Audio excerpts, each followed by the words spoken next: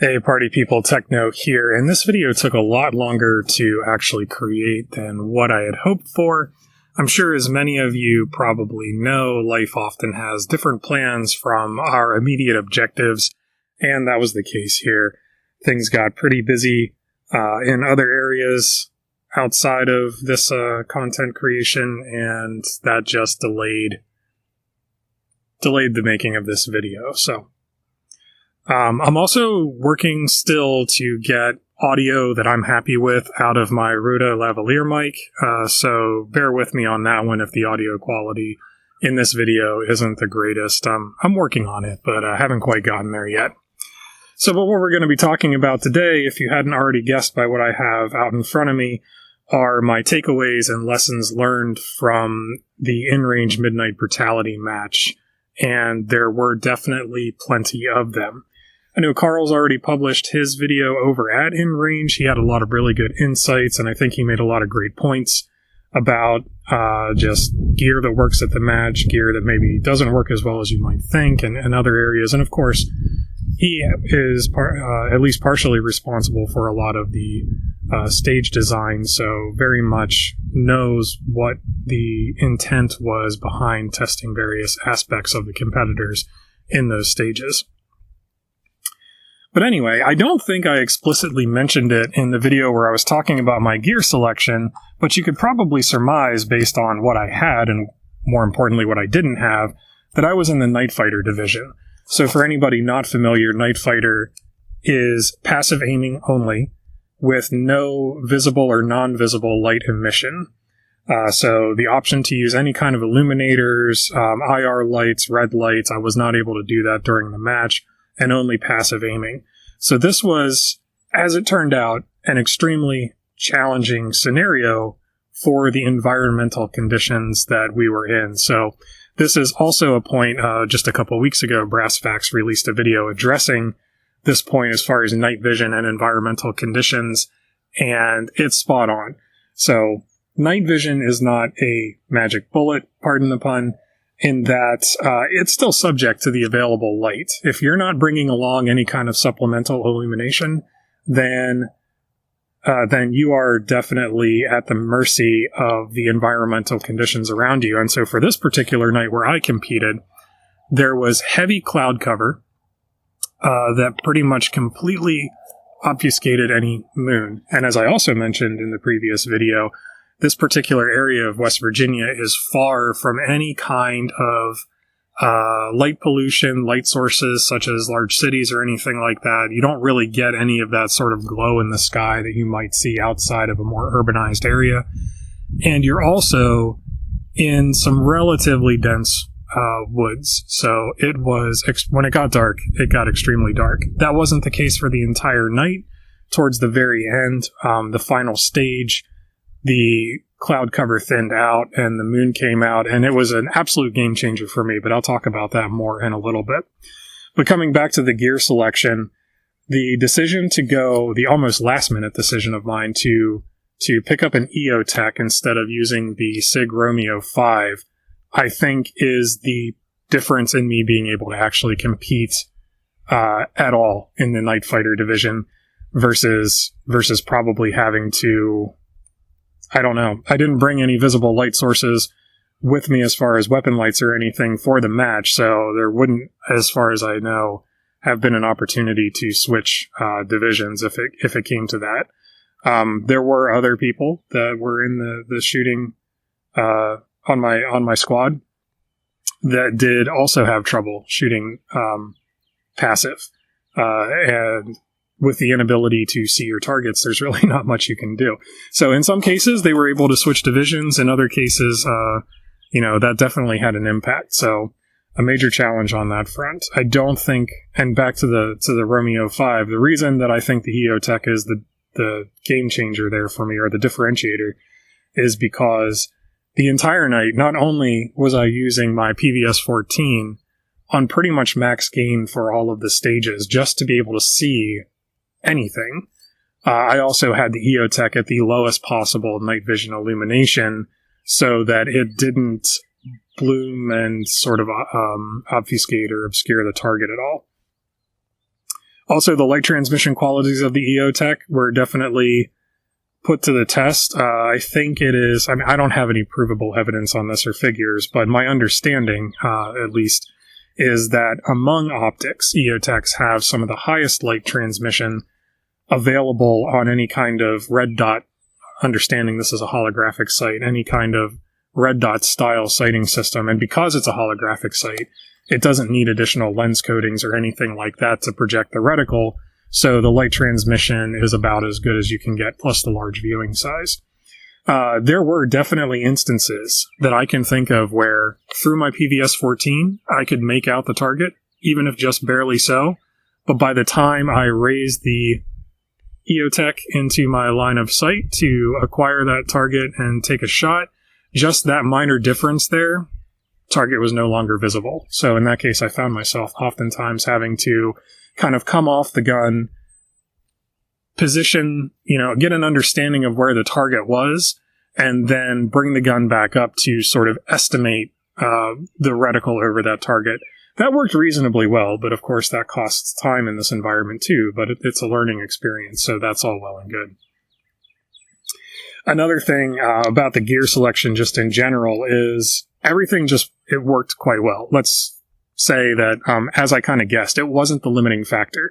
There were a few situations that popped up where my critical thinking skills were perhaps not being best utilized, and I didn't use my gear to its maximum effect. And I'll talk about that here in a little bit as well. But everything else functioned just fine. I mean, the Princeton Tech light was really only utilized when I was kind of rooting around in my gear, reloading, but that did everything fine. Wasn't really demanding a use case for it, but it definitely held up just fine there. The Opsman, the Earmore M32Hs, they were fine. Audio quality was more than sufficient. There were no issues with those at all. So I was pleasantly surprised about that one. They remained comfortable enough. I mean, compared to everything else with the helmet and the PVS-14 and all of that stuff, they definitely weren't like introducing any kind of additional discomfort. And for the most part, I didn't really even notice them throughout the course of the match. So I suppose that's the highest level of praise you can get, because the gear is just doing its job and it's not getting in your way. So hats off to the Opsman. This was only one match, so long-term durability, again, we'll kind of see how that plays out, but so far so good, and if that ever changes, I would definitely let you know about it. There was a point at which my decision to crank down the J-arm as tight as I could get it to reduce any kind of wobble kind of bit me, and it plays right into another aspect of the gear that I really could have used more effectively if I had just thought a little harder about it. So I'll just go ahead and explain that. Now, there was a bonus stage. If you watch Carl's video at InRange, you'll see what the stage was actually supposed to be. However, by the time I shot, the stage suffered a catastrophic failure and had to be slightly altered. So it wasn't scored, it was a bonus stage. But in that stage, at least the modified version of it, there was a situation where you had to move to a barricade. You had to get hits on target from the right side, then move to the left side of said barricade and get hits on target from your offhand on the same target. So why was this an issue? Well, this was an issue, A, because of me tightening down the J-arm. I wasn't really able to flip my PVS-14 to the opposite eye, and that created an awkward shooting situation.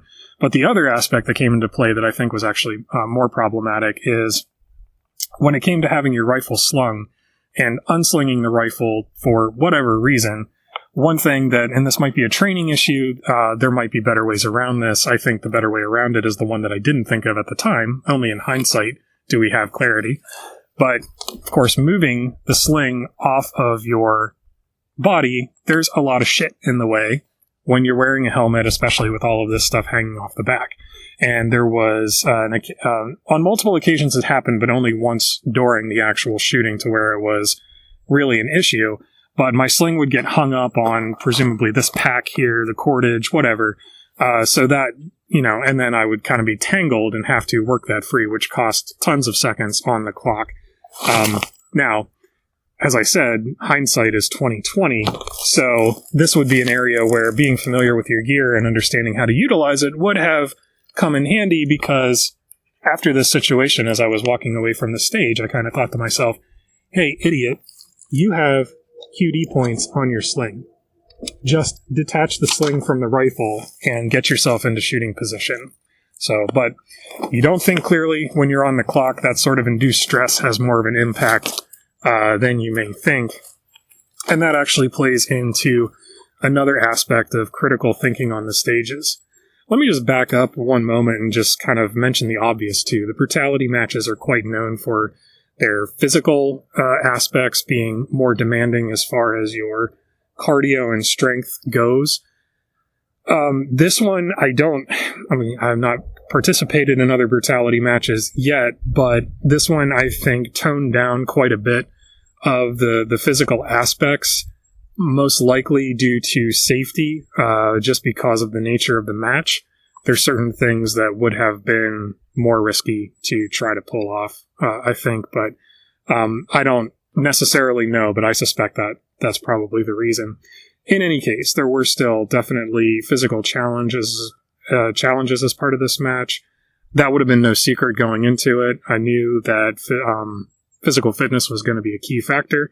And kind of my earlier point, oftentimes life has plans for us that fall outside of our stated goals or what we're trying to achieve. That's not an excuse, but I could have definitely done with more physical training going into this match. I don't know that it would have necessarily reflected largely in the times that I had on any given stage, maybe on a handful of them, but I think it would have done nothing but help, and I probably wouldn't have been so sore the next day, so we'll just go with that.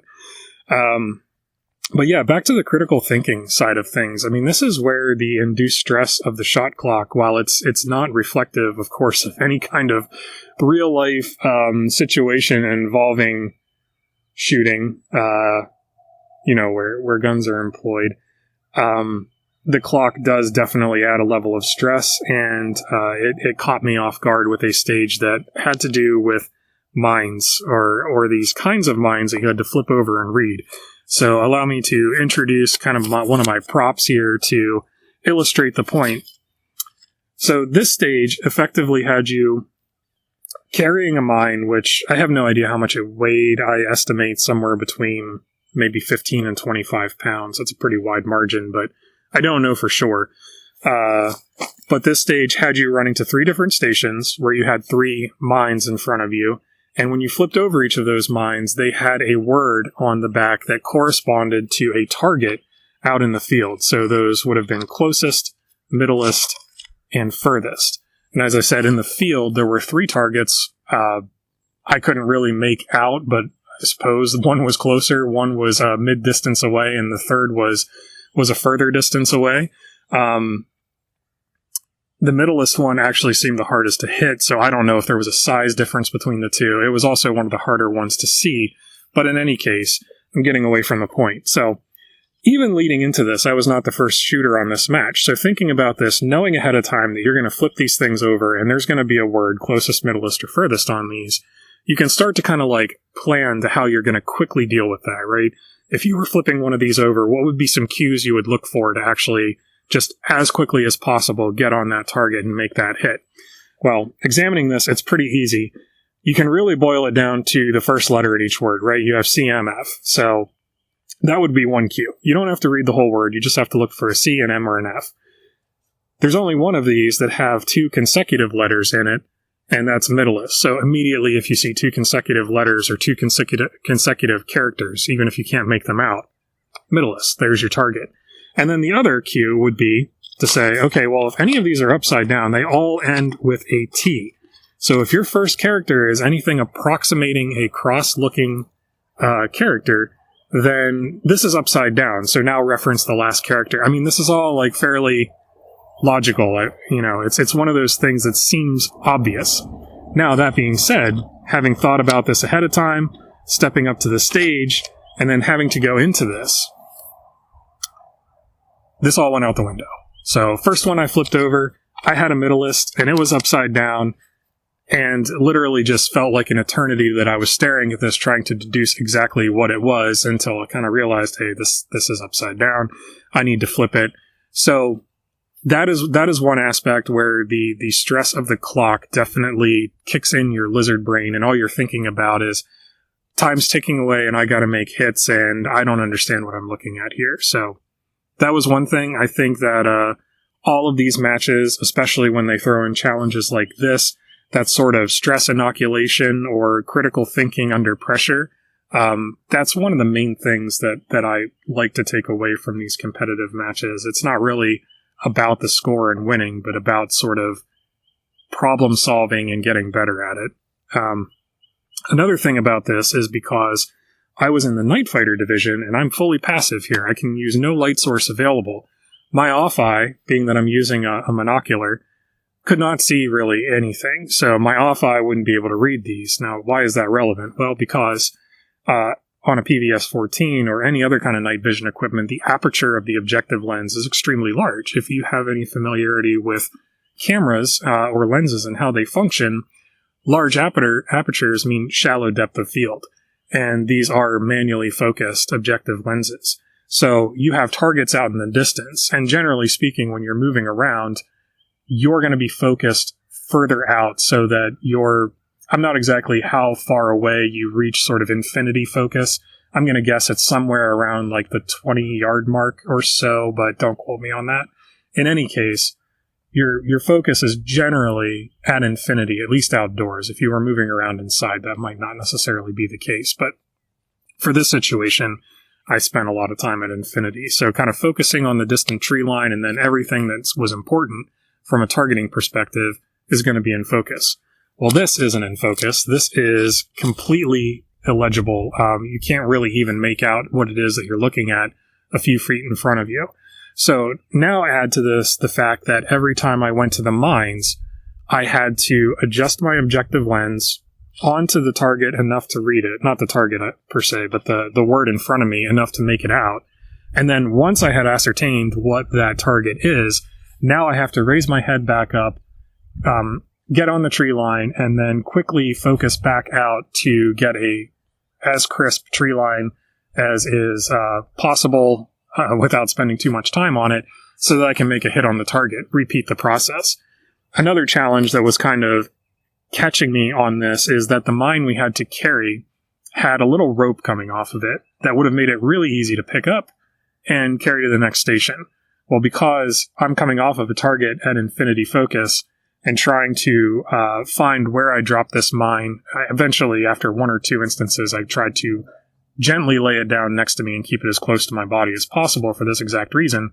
But while I could see a blurry object that was the thing that I was supposed to carry, I couldn't see the rope that was coming off of it that would have allowed me to just quickly scoop it up and walk with it. So I actually ended up running and sort of pinching. I had it in a pinch grip, which definitely tested the strength of my hands there moving forward. And as I get more and more into rock climbing, I was happy that I didn't drop that somewhere along the way. So all of these things kind of compounded to make this stage a particularly challenging one for me. Now, if you were in one of the other divisions where you had access to white light or you could use anything else, this would have been a pretty simple situation to deal with, especially with a monocular, because I could have just turned on my red light, my red light on my task light here, and I could have done all of this with my off eye being right in front of me, just making all of that out, and never had to adjust the focus on the PVS-14. So this is one area where there are accessories out there that might help deal with this. There's little apertures you can put on the end of the PVS-14s, even some that are just kind of like a door, sort of like your daylight cap, where you can flip it closed and it's going to give you a smaller aperture to increase that depth of field.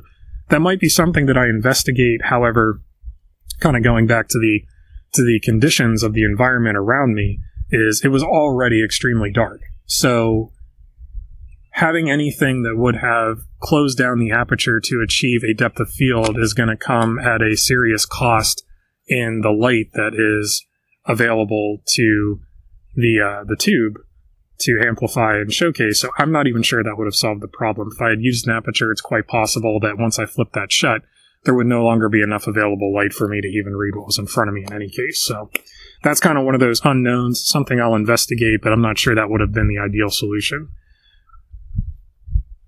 So moving on from there, what were some other takeaways that I had? As far as the rifle goes, one thing that was very positive about that was that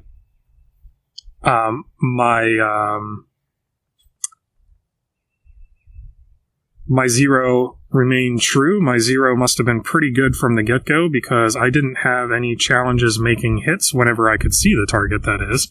There were definitely situations where seeing the target was the primary challenge. But when I could acquire the target and when I knew where it was, I could very repeatably make hits on that target. So that wasn't a roadblock of any kind.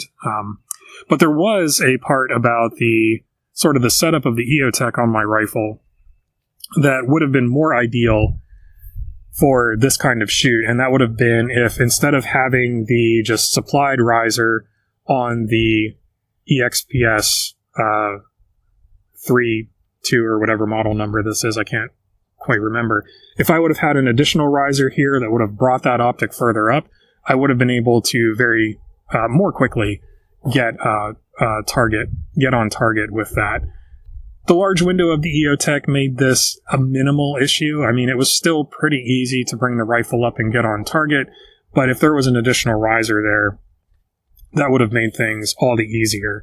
Also very quickly learned that taking shots in the prone is not going to be possible without some very strange body contortions in this situation, because having to crane your head so far back to accommodate the PVS-14 that's in front of your eyeball while still having the rifle in that position, that wasn't possible. And for the obstacle course phase of this, one of the first shots that you had to take was a couple hits on a 200-yard steel from the top of this raised platform.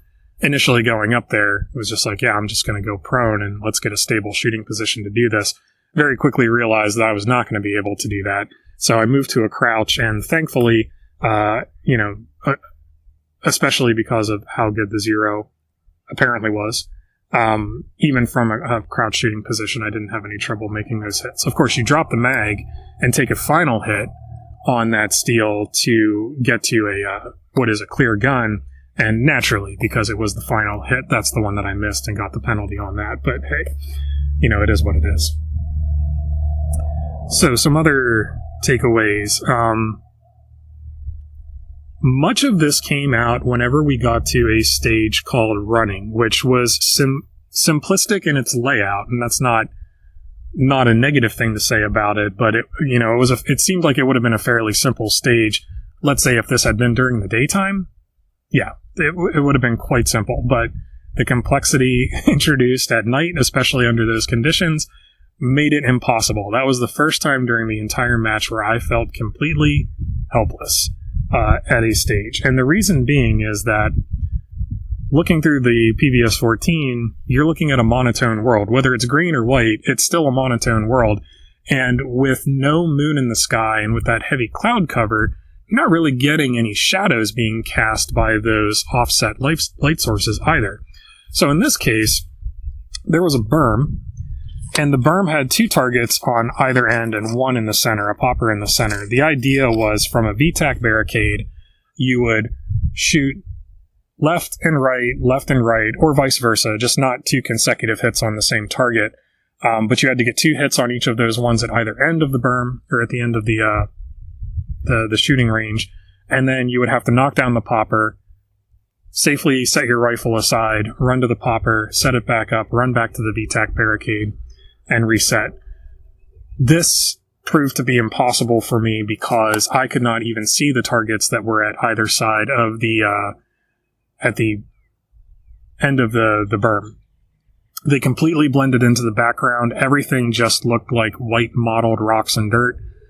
I couldn't make out any targets whatsoever. In fact, funny enough, this kind of goes back to like pattern recognition in your brain, but there were areas of the berm that appeared as mini silhouettes or something of the like that I thought were the targets that were feet away from those targets, which when I started firing upon them, the RO would say like, yeah, you're way right or you're way left.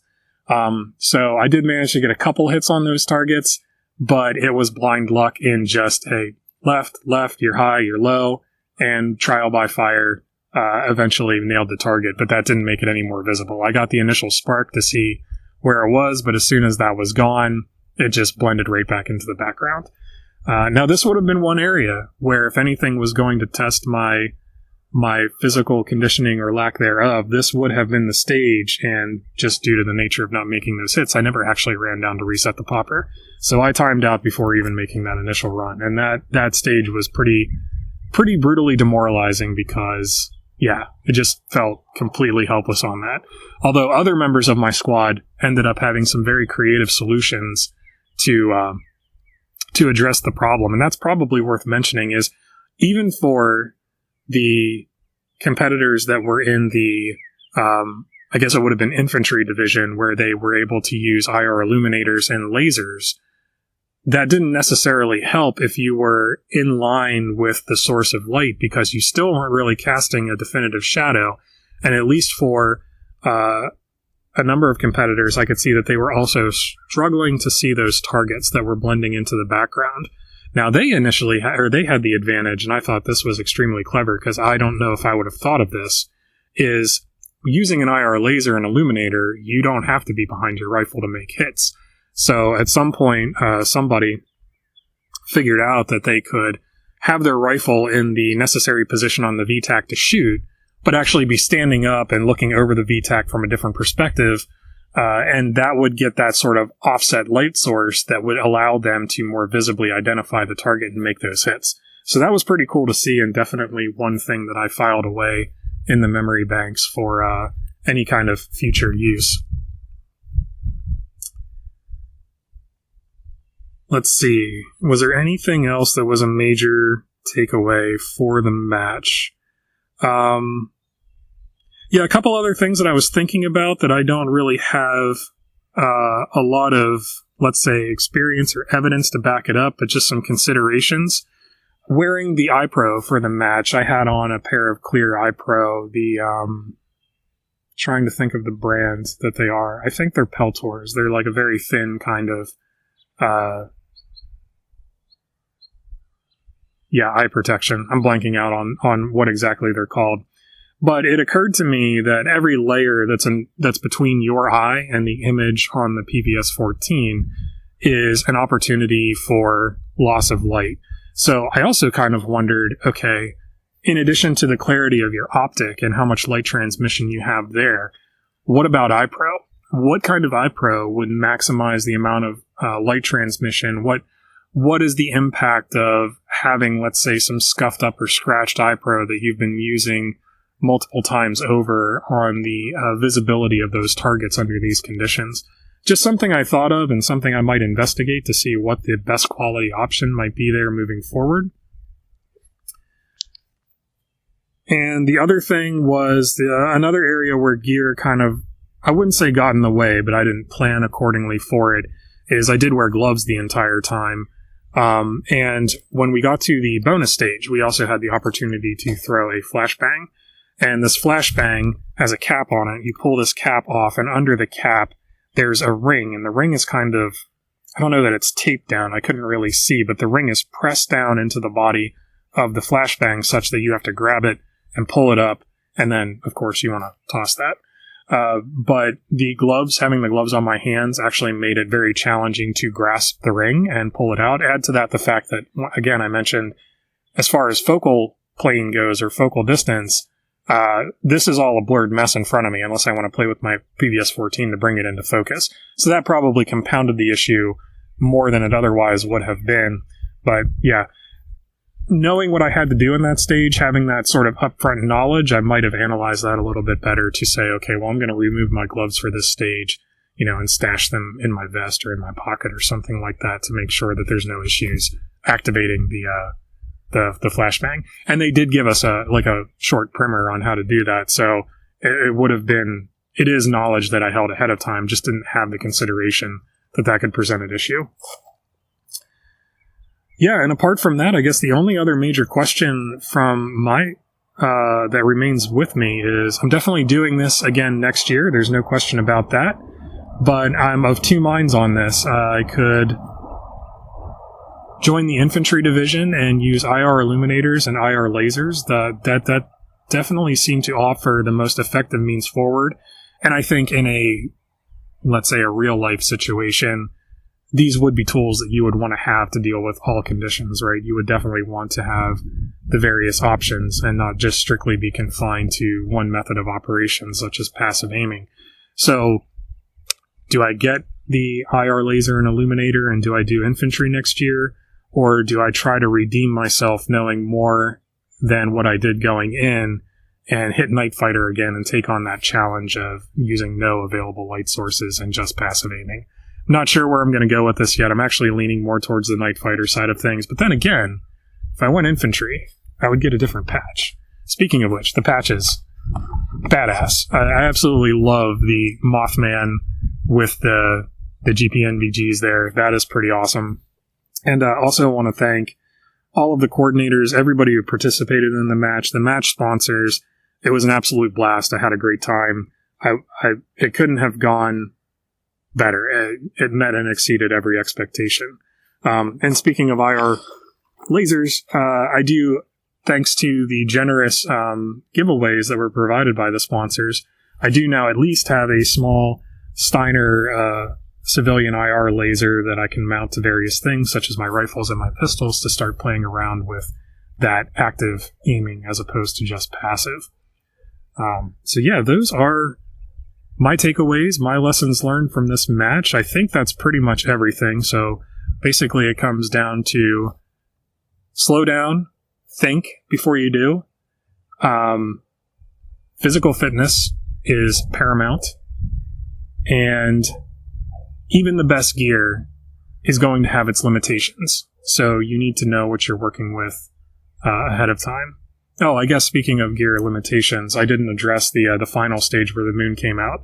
So if the second to last stage that I shot was absolutely demoralizing and just brutal, had me feeling helpless in the situation, between then and the final stage, which was the Hummer stage, the cloud cover started to dissipate, the moon came out, and it was almost as if, it was almost as if it was dawn, if the sun had risen, because now through my PVS 14, I could see everything. It was an absolute game changer. The moon itself was casting enough light that it was, the targets were putting shadows on the ground, so you had sort of that reference point to work with. And the last stage was absolutely awesome. So I cleaned that stage. I came away from it with a time that I was very happy with. I thought was a really good time, especially from passive. And that just made ending on that note absolutely awesome. So when the environment works in your favor, then everything goes pretty smoothly and according to expectations. But of course, if everything goes according to expectations, you're not learning and adapting. So we can't have it that way all of the time. But anyway, I think at this point I'm probably rambling a little bit more than is necessary. So I will thank everybody for watching. I really appreciate it. I hope that this was coherent and made sense. And until next time, take care. I will talk to you later.